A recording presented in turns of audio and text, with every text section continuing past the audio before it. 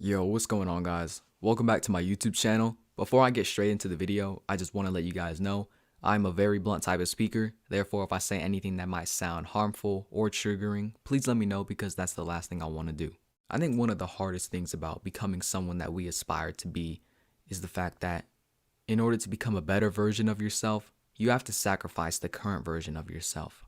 And I feel that a lot of people fail to realize that for ourselves, although the principle applies to literally everything around us. Every genuine transformation begins with a contradiction. To become someone new, you must give up who you are now. It's not easy, but it is simple. It's simple in the fact that it takes a few consistent steps that can be broken down over time, but in the context of contradicting ordinary human behavior, it's difficult. The present self is a cluster of memories, habits, routines, and identities that feel natural because, well, you've rehearsed them your entire life.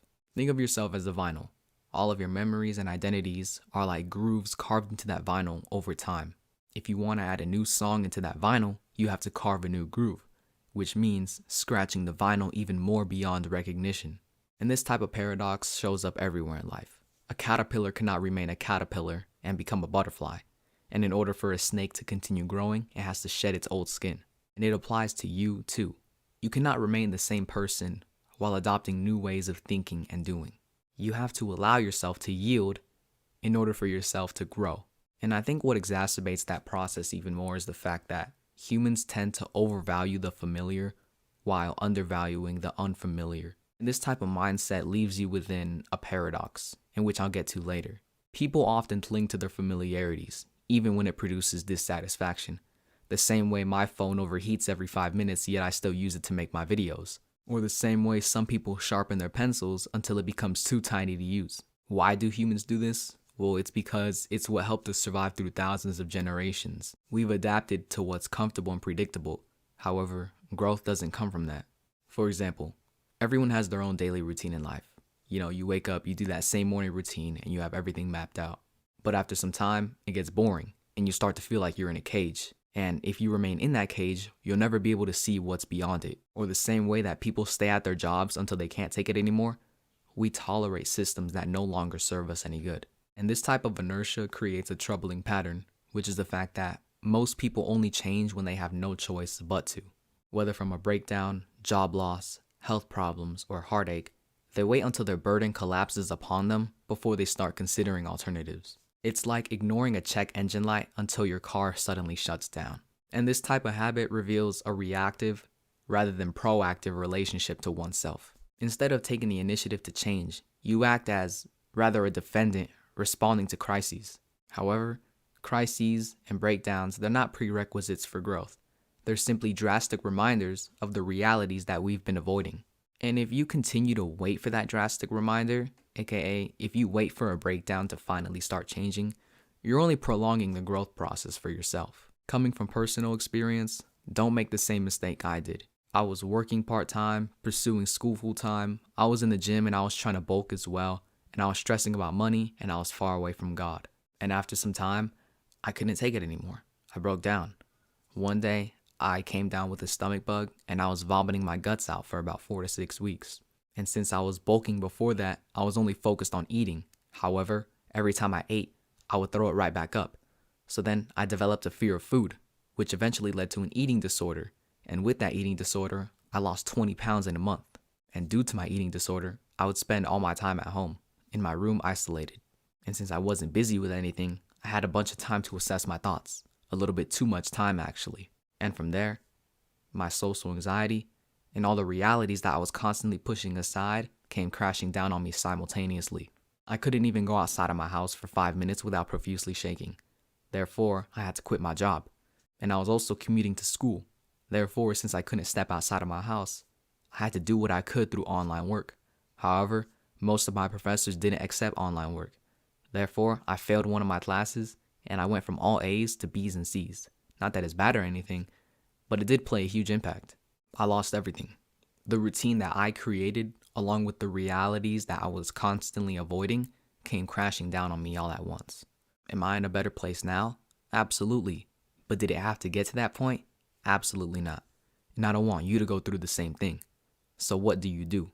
The most effective thing for me which is why I gave this video the title that it has, is simply switching perspectives. Before I respond to a certain situation, by simply pausing and asking myself, what would my future self do? I've given myself control over every single situation that I encounter. Because now, rather than acting impulsively, according to my old habits, my old neurological pathways carved in my brain, I have now opened an opportunity for alignment. Most of the time, when it comes to pursuing a newer version, better version, or future version of ourselves, it's hard to challenge our identities with new ways of thinking and doing, especially in the heat of a moment. When old patterns and old lies surface, humans tend to resort back to their old ways, and from there, they think that there's no hope. For example, when I went through my breakdown, I was lost. I didn't know what to do, but I knew who I wanted to become. So I asked myself, well, what would me in 10 years do? And well, the type of person I aspire to be is a follower of Jesus Christ. Someone who reads, loves to learn, goes outside. You get the gist. And from there, I opened up my Bible and I started reading. I started trying new things because I wanted to be someone that tries a bunch of new things because I don't like staying in the same place. And don't get me wrong, yeah, I was afraid and I felt vulnerable, but in a good way. I didn't know what the fuck I was doing, but I found beauty in that because that's kind of part of becoming the person you want to be, because you have to be willing to embrace change. And now, I love trying new things. It's honestly like, it's cool just waking up saying, damn, like I could do something different today. You feel me? Something I've never done. Here's another example. I used to suffer with extreme anger issues. As soon as something got on my nerves, or I was in an argument, I would end up lashing out at the person that I was arguing with, and I would end up saying something that I would later regret.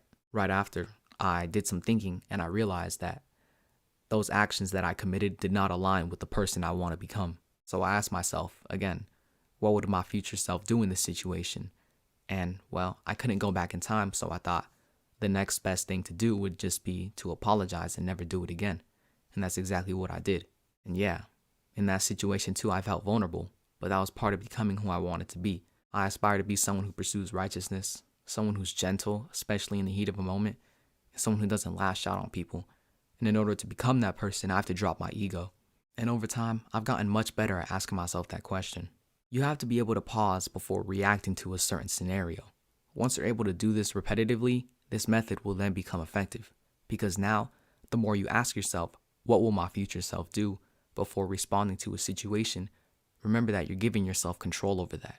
And it might feel weird at first, but in order to live differently, you have to live differently. But with that comes a paradox, which most people, including myself, get stuck in. And this is going back to that point from earlier. When we want to step into something new, we fear leaving the old behind. Therefore, this leaves us stuck in between two directions. We either cling on to the past or we reject it entirely, but neither one helps. Clinging on leads to repetition, while rejection blinds us to the lessons that the old experiences can offer. So what do? Well, the wiser thing would be to practice integration, basically utilizing the past as raw material for the future. Think of it like getting a new phone. Your current phone has ran out of storage, therefore you can't store any more data in there, whether it be photos, video games, memories, etc. As long as you keep that new phone, you won't be able to add anything new to it. But if you get a new phone, you fear losing all the memories that were stored on the old one. However, phones have something called iCloud, the same way humans have a brain. Our old memories are stored on that cloud for whenever we need it. And if we get a new phone, not only is the cloud still there, but we make it stronger by adding more storage. So now we can store more memories on there and continue growing. I read something similar to this example and it goes, good days give happiness, bad days give experience.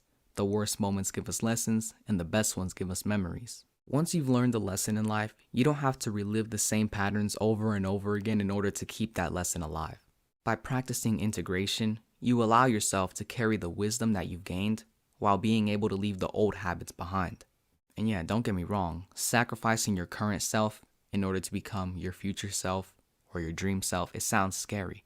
But remember, you're not exactly abandoning the past, but you're utilizing it for the future.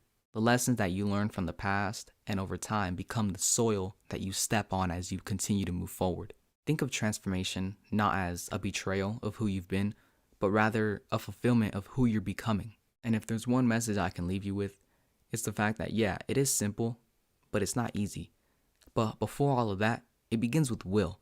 If you have a certain goal or ambition in life, but you're not willing to take the steps necessary in order to achieve it, there's no point in having that in the first place, because then you're stuck between the two. You think, oh, I want this, but I don't want to do this. What I'm trying to say is the fact that we live in a world that worships the outcome but fears the mindset that gets you there. And the truth is, you have to be willing to put yourself out there in a place of vulnerability. As long as you stay in the same place, you keep your future self waiting. And once you create a habit of putting yourself in the shoes of your future self, everything will line up. But you have to be willing to embrace change. And it sounds scary, and you might not want to try it at first. But as long as you never try, the answer will always be no. So for your sake, don't be an anorexic hermit crab. Other than that, I appreciate you guys taking the time to watch this video. If you guys have any questions or anything you'd like to add into the comments, feel free. I'm not here to judge, I'm here to help. Other than that, y'all have a good one and take care.